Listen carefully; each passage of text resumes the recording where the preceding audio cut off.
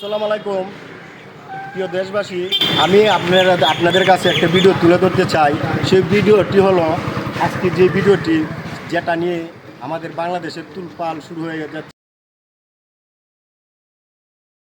বিচার ঘটনা, ধর্ষণের ঘটনা।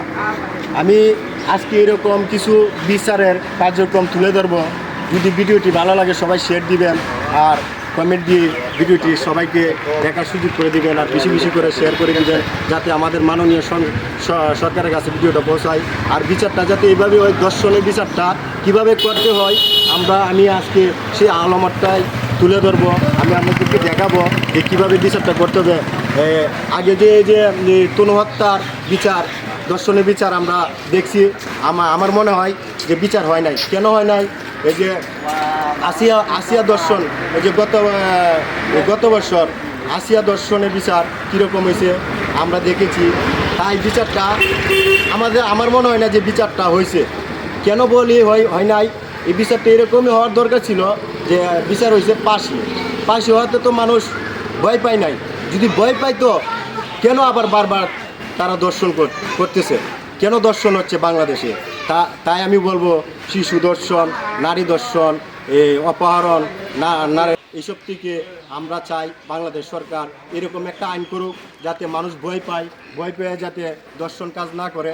আমি এরকমই একটা উপস্থান আজকে তুলে ধরবো। আমি বলতে চাই যে আমাদের নারী, আজকে একটা ভিডিও দেখলাম আমি, এক নারী বলতেছে, এক মা বলতেছে যে আমার শিশুটাকে আমি স্কুলে দেব না। কেন দেব না সেই কথাটি কেন জাতির কাছে এটা প্রশ্ন হয়ে থাকবে, কেন দেব না? কারণে কাজেই বলতেছে যে আজকে রামিসার বিচার আর দর্শন হয় নাই। তো আমি আজকে এইভাবে আমি বিচারটা দেখাবো, দর্শনের বিচারটা। দর্শক আপনারা সবাই দেখবেন, ভিডিওটা বলে দেবেন।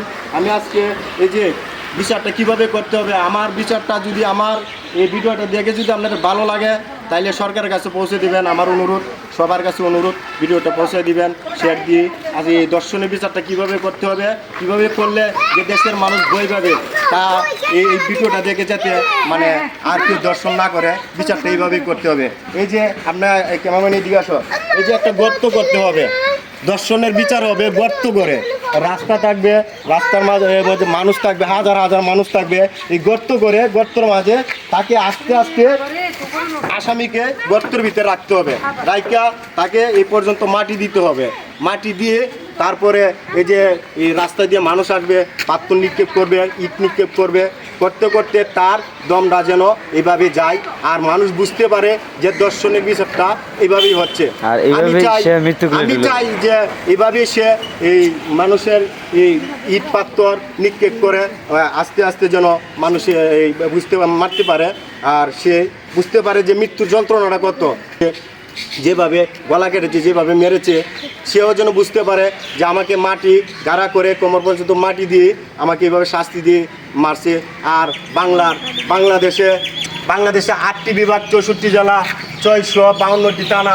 প্রত্যেকটা থানার মধ্যে একটা করে চিত্র তুলে ধরবেন, একটা করে মূর্তি রাখবেন, যাতে এই কোনো লোকই যাতে আর দর্শন করার সাহস না পায়। এরকম অবস্থায় আমরা করবে, তাকে মারবে, আর এভাবে যেন মাটি পুড়ে চারপাশে দর্শক থাকে, মানুষ থাকে, এইভাবে যেন তাকে শাস্তিটা দেওয়া হয়। এইভাবে শাস্তি দিয়ে ফাঁসি চাই না, মাটি গাড়া করে এইভাবে শাস্তি চাই। এইভাবে পাথর মারতে যাতে মানুষ মারতে পারে আর সে বুঝতে পারে যে আমার বিচারটা এইভাবে হয়েছে। আপনারা আর কেউ দর্শন করেন না। ধন্যবাদ সবাইকে।